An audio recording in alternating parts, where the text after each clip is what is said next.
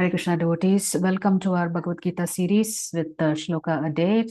Last week we covered Shloka 1 of chapter 1, but we didn't look at the structure of chapter 1. So we will do that today and then we will look at Shloka number 2. So a reminder, Bhagavad Gita chapter number 1 is called Arjuna Vishada Yogaha, and technically speaking, when Srila Vyasadeva was writing Bhagavad Gita and this conversation was taking place between Lord Krishna and Arjuna, the conversations are not broken up into chapters. So it is just that the acharyas have divided the subject matters into chapters, right? But otherwise, Krishna didn't say, okay, now I'm concluding chapter 1, now I'm going to begin chapter 2. That didn't happen. It was just a general conversation between the Lord and his disciple. But for the sake of us understanding the flow of the content and the philosophy of Bhagavad Gita, acharyas have broken up these 700 verses into 18 chapters, right? Because each chapter has a particular theme. So they were able to recognize the theme and they broke a set of shlokas as chapter 1, a set of shlokas as chapter 2. So what did we not cover last week? How the Bhagavad Gita chapter 1 is structured. So that means from shloka 1 to shloka 26, we were looking at the description of the armies gathered in Kurukshetra. And we did only shloka 1 last week. But from shloka 1 to shloka 13, it's all about preparation of war. And shloka 1 begins with Dhritarashtra asking that very famous question. You know, when the sons of Pandu and my sons gathered on the battlefield desiring to fight, what did they do? He already said desiring to fight. So it depicted that he was nervous about the outcome of the battle, considering that it was being fought on a very holy place. The significance of Kurukshetra is that it is said that the Devatas come to Kurukshetra to do some of their sacrifices. And great rishis did great sacrifices in that holy place. Therefore, dharma has to win out over adharma for sure. So then from shlokas 14 to 20, you will get into the section that seems to indicate that the Pandavas are going to win the war, even before a single arrow is shot. Then from shlokas 21 to 26, how Krishna protects his devotees. How Krishna is willing to become the servant of his devotee just for the pleasure of his devotee. Yeah. And then the chapter concludes from shlokas 27 to 46 with Arjuna complaining, I don't want to fight. And therefore, the title of the chapter is Arjuna Vishada Yoga. In Sanskrit, many acharyas have accepted this as the title.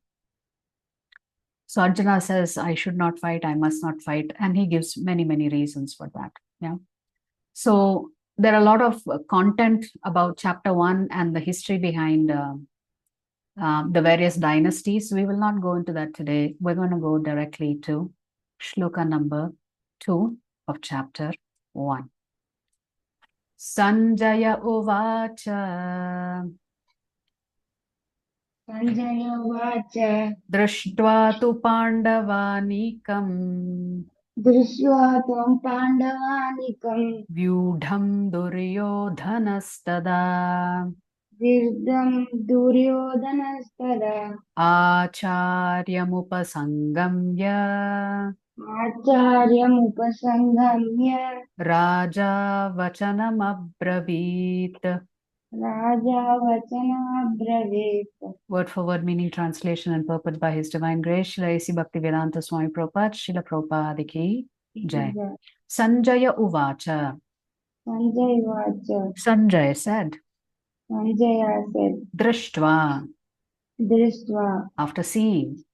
After seeing. Tu. But. But.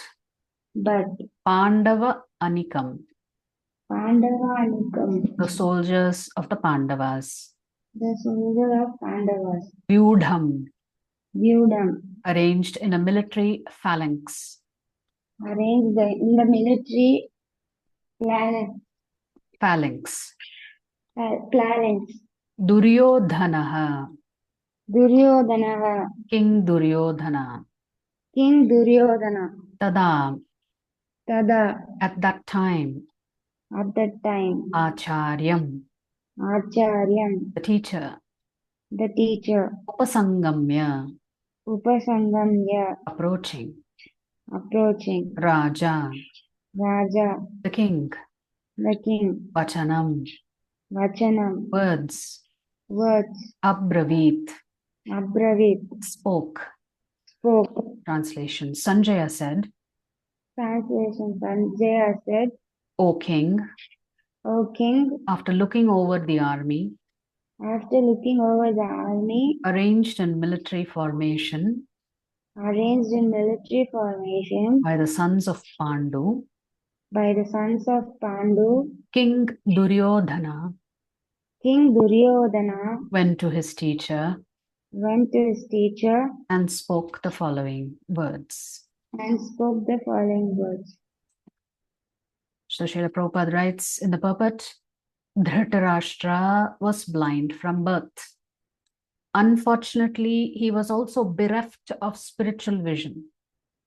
Not only was Dhritarashtra physically blind, he was also spiritually blind. Now, Dhritarashtra could not help that he was blind. He was born that way. But Gandhari chose to be blind. She decided that she will join her husband and cover her eyes. Even though she had one opportunity to remove the band from her eyes and to see her sons, she refused. So she willingly became blind. So now here, Dhritarashtra is blind on two levels, physical and spiritual. He knew very well that his sons were equally blind in the matter of religion, and he was sure that they could never reach an understanding with the Pandavas, who were all pious since birth. Still, he was doubtful about the influence of the place of pilgrimage. And Sanjaya could understand his motive in asking about the situation on the battlefield. So when Dhritarashtra asked, having gathered on the battlefield, what did my sons do? Sanjaya immediately understood the context behind the question. After all, Sanjaya has been serving Dhritarashtra as his secretary for a very long time. So for Sanjaya, this was his master.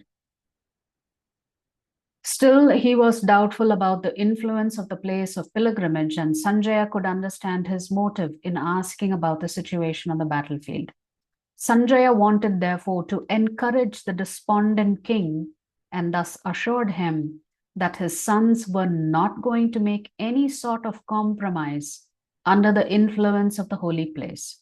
We discussed last week, there are two things that Dhritarashtra was hoping for and was fearful of. He was fearful that his sons, having arrived on this holy place called Kurukshetra, because of the influence of Dharma and because of the influence of the father of Dharma standing there on the battlefield, that they will suddenly change their minds and compromise and not fight. So Dhritarashtra desperately wanted his son to become the king. He was blind to anything else.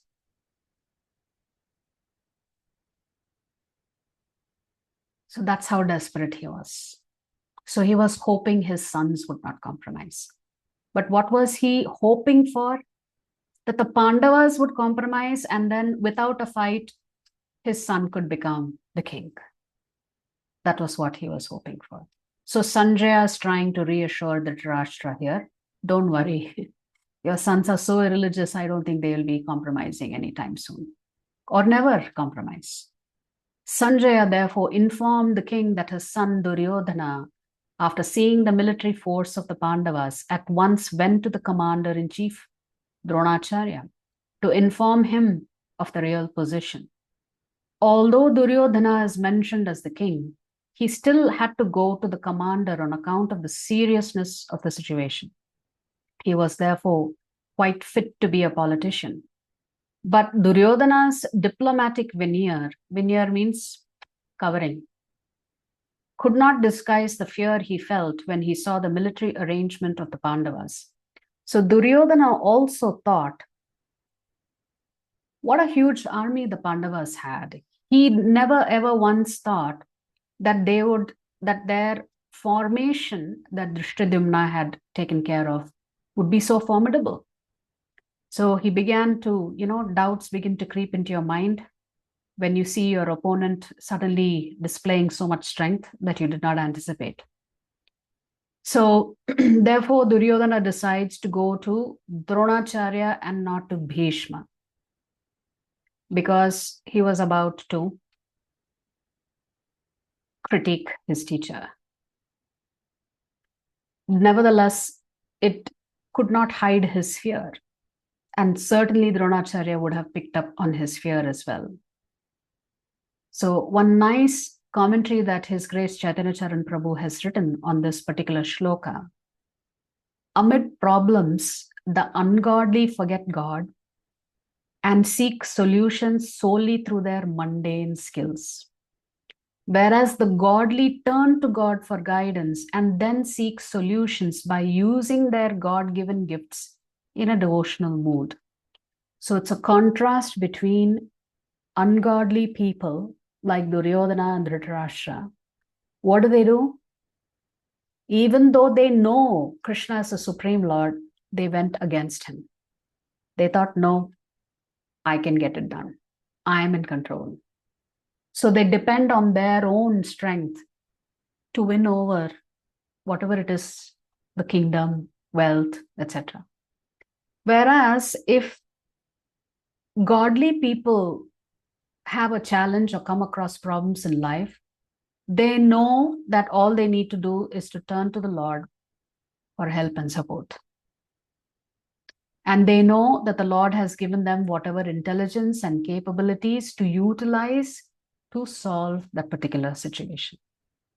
So there is a stark contrast between what does Arjuna do? He is completely dependent on Krishna here. He is asking Krishna for guidance. Duryodhana rejected Krishna's advice, rejected Krishna's counsel, even though he knew that Krishna was the Supreme Lord. Same thing with Dhritarashtra. Dhritarashtra would give an excuse to when Krishna went on the Shanti Dut mission. Dhritarashtra told Krishna, what can I do? My sons are like this. Who was the king? Dhritarashtra was the king. So the king has the right to take action against his own sons if his own sons are immoral or unethical. He can just banish them. But he pretended that he was helpless. That is what he told Krishna. What can I do? My sons are like this. They don't listen to me. No king should ever say such a thing like this, because they are expected to be in control. Yeah. So that's the essence of the shloka here. Sanjaya is essentially trying to calm Dhritarashtra down by saying, what your son has done, he has gone towards Dronacharya, and the conversation is about to ensue between Duryodhana and Dronacharya. Actually, it's just a one-way conversation with Duryodhana speaking to his guru. Yeah. If you like our videos, please subscribe to our channel and turn on the bell notification. If you'd like to join our classes every day, please check the details in the description section of this video. We look forward to serving you.